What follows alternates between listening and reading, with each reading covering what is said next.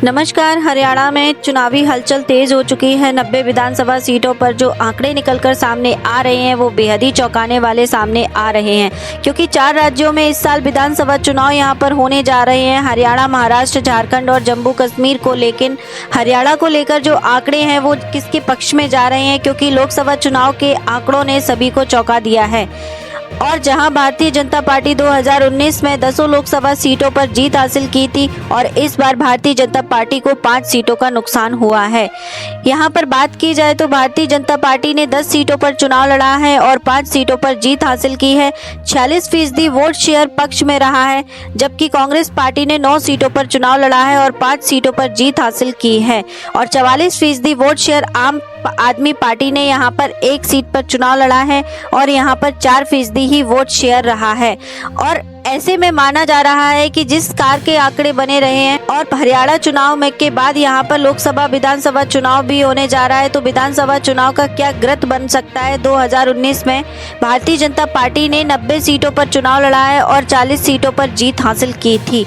Vote share रहा था 26%। वहीं कांग्रेस ने 90 सीटों पर चुनाव लड़ा, 31 सीटों पर उनके पक्ष में जीत मिली, 28 वोट शेयर उनके पक्ष में रहा है। जबकि बीजेपी पार्टी ने यहां पर 87 सीटों पर चुनाव लड़ा है, 10 सीटों पर जीत हासिल की है। 15% वोट शेयर रहा है भारतीय जनता पार्टी के साथ। यहाँ पर गठबंधन के साथ सरकार चली, लेकिन हाल ही में यहाँ पर बीजेपी और भारतीय जनता पार्टी का गठबंधन टूटा है और उसके बाद अब तक हरियाणा को लेकर जो आंकड़ा है वो किसके पक्ष में जा सकता है। यहाँ पर बात की जाए तो कुछ अन्य पार्टियों को भी यहाँ पर जीत मिली थी, लेकिन इस बार विधानसभा चुनाव को लेकर भारतीय जनता पार्टी ने कमर कस ली है। और यहाँ पर जो हरियाणा, झारखंड, महाराष्ट्र को लेकर अपने प्रभारी की लिस्ट भी जारी की है। सतीश पुड़िया प्रभारी हरियाणा को लेकर बनाए गए हैं, तो सुरेंद्र सिंह नागर 6 प्रभार भी घोषित किए हैं।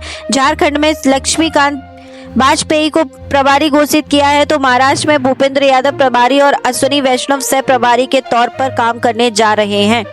तो ऐसे माना जा रहा है कि यहाँ पर जो ज़्यादा वक्त बचा नहीं है, यहाँ पर इन राज्यों को लेकर तैयारियां शुरू हो चुकी हैं और अपने अपने जीत के दावे में सामने आ रहे हैं। तो इस बार एनडीए और इंडिया गठबंधन की सीधी टक्कर में कौन जीत हासिल कर सकता है, इसको लेकर हरियाणा की 90 विधानसभा सीटों का महत्वपूर्ण ओपिनियन पोल सामने आ रहा है। लेकिन इससे पहले आपको बता दें कि जो लोकसभा चुनाव के नतीजे आ रहे हैं उनके लिए अगर बात की जाए लोकसभा चुनाव में, तो जिन 10 लोकसभा सीटों पर जीत हुई है, 5 सीट पर भारतीय जनता पार्टी और 5 सीट पर कांग्रेस को जीत मिली है। अंबाला सीट यहाँ पर बात की जाए तो भारतीय जनता पार्टी को यहाँ पर हार का सामना करना पड़ा है।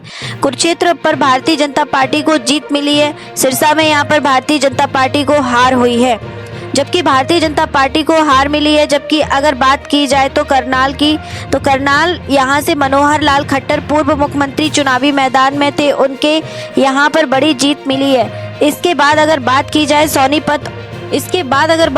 तो सोनीपत और रोहतक में भी भारतीय जनता पार्टी का हार का सामना करना पड़ा है। जबकि भिवानी और यहाँ पर फरीदाबाद पर, गौरन पर जो है भारतीय जनता पार्टी ने जीत हासिल की है। इसके बाद हरियाणा की 90 विधानसभा सीटों का जो गणित है वो किसके पक्ष में जाता हुआ नजर आ रहा है, इसको लेकर आज अगर विधानसभा चुनाव हो जाते हैं तो लोकसभा चुनाव की तर्ज पर किसको बहुमत का आंकड़ा मिल सकता है।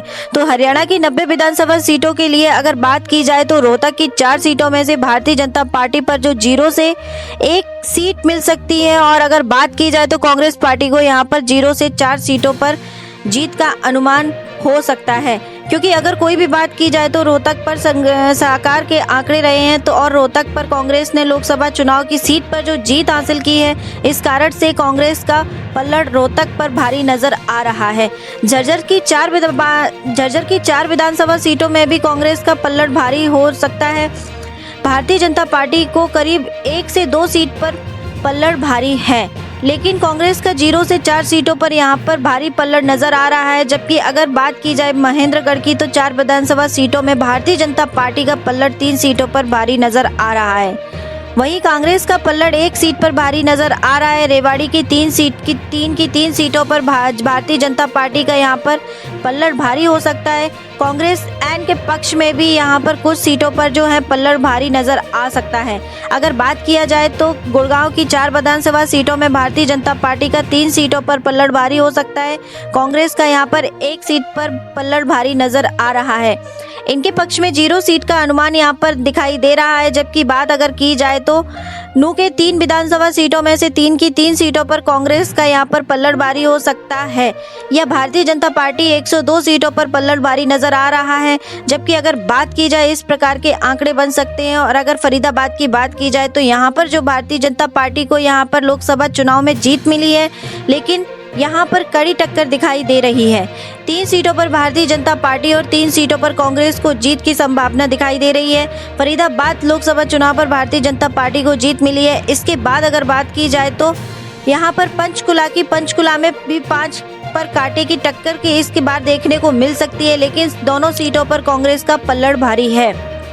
भारतीय जनता पार्टी भी यहाँ पर 1 सीट और अपनी ताल ठोक सकती है, जो अनुमान सामने आ रहे हैं। अंबाला की बात की जाए तो अंबाला में 4 सीटें आती हैं, जो 2 सीट पर कांग्रेस तो 2 सीट पर भारतीय जनता पार्टी को जीत का अनुमान हो सकता है। लेकिन कांग्रेस का यहाँ पर पल्लड़ भारी हो सकता है। जो लोकसभा चुनाव में अंबाला लोकसभा सीटों पर जो यहाँ पर जीत मिली है, उस कारण से कांग्रेस का यहाँ पर पल्लड़ भारी हो सकता है। जो लोकसभा चुनाव अंबाला लोकसभा सीट पर कांग्रेस को यहाँ पर जीत मिली है, उस कारण से कांग्रेस का यहाँ पर पल्लड़ भारी नजर आ सकता है।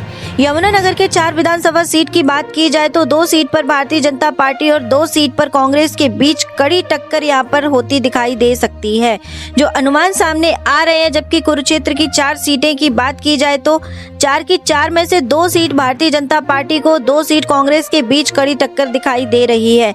लेकिन माना जा रहा है कि भारतीय जनता पार्टी कुरुक्षेत्र की 4 विधानसभा सीटों पर अपना दावा ठोक सकती है, क्योंकि लोकसभा चुनाव में कुरुक्षेत्र लोकसभा पर भी भारतीय जनता पार्टी के यहाँ पर जीत मिली है और इसका फायदा उनको विधानसभा चुनाव में मिल सकता है। कैथल की 4 सीटों में से भारतीय जनता पार्टी को 2 सीट है और 2 सीट में से कांग्रेस के बीच आमने सामने की यहाँ पर बड़ी टक्कर होती दिखाई दे रही है। जब तक कि 49 सीटों के अनुमान में एनडीए के 21 तो इंडिया गठबंधन को 28 के पक्ष में कुछ सीटें जाती दिखाई दे रही हैं, यानी 0 से 5 सीट पर यहाँ पर अन्य पर जा सकता है। अन्य के लिए महत्वपूर्ण हो सकता है कि बीजेपी का क्या इंडिया गठबंधन के साथ गठबंधन होता है या फिर एनडीए के साथ जाएंगे या अलग चुनाव लड़ेंगे, यह महत्वपूर्ण हो जाता है। तो अन्य के खाते में भी करीब 5 सीट का अनुमान यहाँ पर हो सकता है। जबकि करनाल से 5 विधानसभा सीटें आती हैं, 5 में से 3 सीटों पर भारतीय जनता पार्टी, 2 सीट पर कांग्रेस का पल्लड़ यहाँ पर भारी हो सकता है। लेकिन माना जा रहा है कि यहाँ पर सीधे तौर पर फायदा भारतीय जनता पार्टी को यहाँ पर मिल सकता है, क्योंकि करनाल लोकसभा क्षेत्र यानी कि जो लोकसभा सीट थी, इस पर पूर्व मुख्यमंत्री मोहन लाल खट्टर ने एक बड़ी जीत हासिल की है, जो उनका फायदा उनको विधानसभा चुनाव में मिल सकता है। 5 सीटों पर भारतीय जनता पार्टी अपना कब्जा जमा सकती है, लेकिन कांग्रेस में करीब 0 में से 2 सीटें पर भारी नजर आ सकती है। पानीपत की 4 सीटों में से 2 सीट भारतीय जनता पार्टी के तो 2 सीट कांग्रेस यहाँ पर आमने सामने की कड़ी टक्कर यहाँ पर देखने को मिल सकती है। जो अनुमान सामने आ रहे हैं सोनीपत लोकसभा चुनाव के, अगर बात की जाए तो यहाँ पर 6 विधानसभा सीटें आती हैं और सोनीपत लोकसभा सीट पर भारतीय जनता पार्टी को झटका लग रहा है। कांग्रेस ने यहाँ पर जो है लोकसभा चुनाव में यहाँ पर बड़ी जीत हासिल की थी, उस कारण से कांग्रेस का 6 सीटों पर भी पल्लड़ भारी हो सकता है। लेकिन भारतीय जनता पार्टी 102 सीटों पर जीत हासिल का अनुमान ठोक सकती है, लेकिन उनके पक्ष में 0 सीट आ रही है। यानी जो सीधे तौर पर माना जा रहा है कि सोनीपत लोकसभा चुनाव जो है कांग्रेस को फायदा मिला है, उसका फायदा उनको विधानसभा चुनाव में मिल सकता है। जिनके 5 विधानसभा सीटों की अगर बात की जाए तो सीधे तौर पर भारतीय जनता पार्टी का पल्लड़ 2 सीटों पर, तो कांग्रेस का 3 सीटों पर भारी पल्लड़ होता हुआ नजर आ रहा है। फरीदाबाद की अगर बात की जाए तो यहाँ पर जो 3 सीटें हैं, तीनों की 3 सीटें कांग्रेस की जीत का अनुमान हो सकती है। यहाँ पर लोकसभा चुनाव में जो उनका फायदा मिला है, वही विधानसभा चुनाव में भी इसका फायदा मिल सकता है।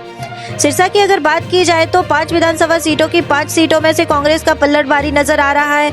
आपको बता दें सिरसा लोकसभा चुनाव में यहाँ पर कांग्रेस ने जीत हासिल की है, तो उसका फायदा उनको विधानसभा चुनाव में मिल सकता है, जो अनुमान सामने आ रहा है। लेकिन उनके कुछ सीटों पर भारतीय जनता पार्टी ने यहाँ पर कड़ी टक्कर दे सकती है। हिसार की बात की जाए तो हिसार में भी 7 विधानसभा सीटें हैं, जो 7 सीटों पर भारतीय जनता पार्टी जो 7 सीटों पर कांग्रेस का पल्लड़ भारी है, लेकिन भारतीय जनता पार्टी 102 सीटों पर भारी नजर आ रही है। आपको बता दें हिसार में लोकसभा चुनाव में कांग्रेस जिन्हें यहाँ पर जो है सीट पर जीत हासिल की है उनका फायदा उनको विधानसभा चुनाव में मिल सकता है। जो अनुमान लोकसभा चुनाव के तर्ज के आधार पर इसके आंकड़े बन रहे हैं, जो आंकड़े यहाँ पर निकलकर सामने आ रहे हैं। जबकि भिवानी के अगर बात की जाए तो वो भिवानी में भी यहाँ पर 4 विधानसभा सीटें हैं, जो सीट पर भारतीय जनता पार्टी, जो 2 सीटों पर भी यहाँ पर कांग्रेस के बीच कड़ी टक्कर दिखाई दे रही है। भिवानी लोकसभा चुनाव में यहाँ पर भारतीय जनता पार्टी ने जीत हासिल की थी, उस कारण से भारतीय जनता पार्टी का यहाँ पर पलटवारी हो सकता है। क्या चारों सीटों पर भारतीय जनता पार्टी की जीत हासिल करेगी, यह महत्वपूर्ण हो जाता है। लोकसभा चुनाव को लेकर जो अनुमान सामने आ रहे हैं, जबकि चरखी दादर की 2 सीटों पर, दोनों की 2 सीटों पर कांग्रेस का पलटवारी हो सकता है। जो अनुमान यहाँ पर हरियाणा को लेकर लगाया जा रहा है, हरियाणा को लेकर अगर बात की जाए तो 90 सीटों का जो ओपिनियन पोल, जो चुनावी विश्लेषण है, वो लोकसभा चुनाव के तर्ज के आधार पर माना जा रहा है कि एनडीए को 30 से 40 सीटों का अनुमान हो सकता है।